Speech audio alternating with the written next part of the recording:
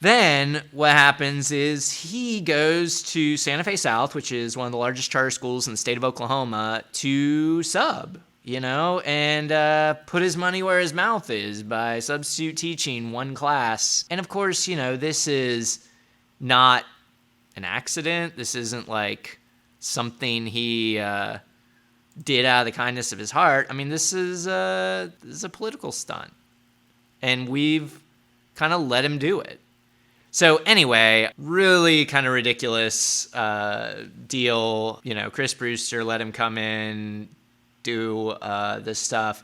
Claims like this is like him stepping up,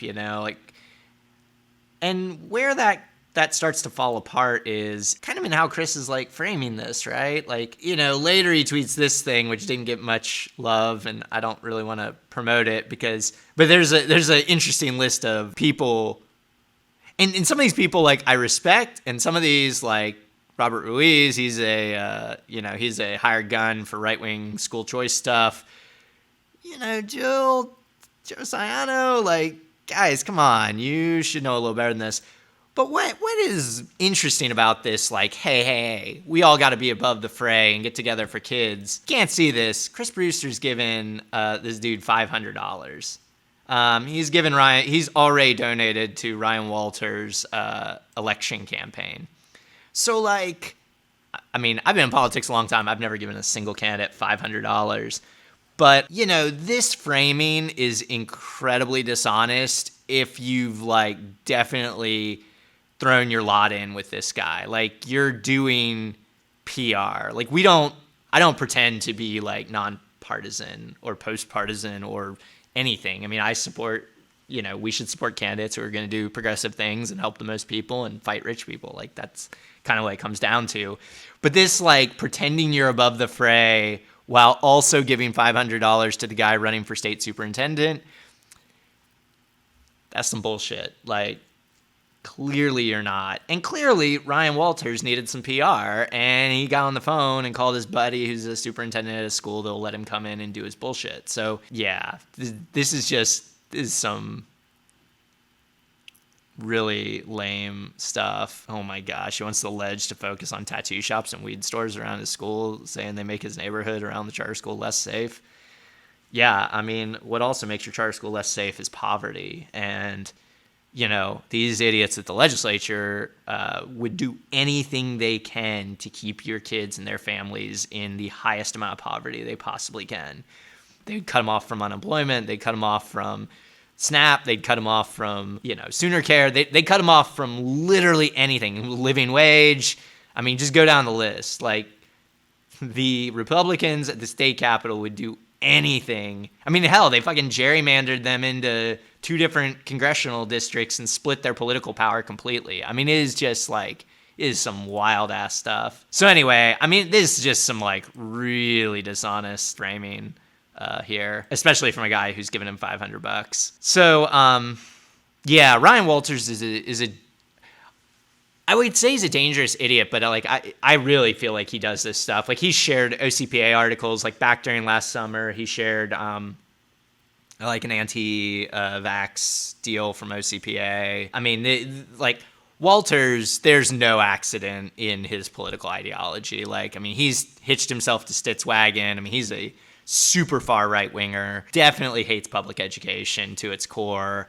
I mean, this dude would be pro-vouchers, all that stuff. And that's like the deal is like Brewster will say he's obviously pro charter schools, he runs one, but he'll be like, I'm against vouchers. Like, we shouldn't give public money to private schools.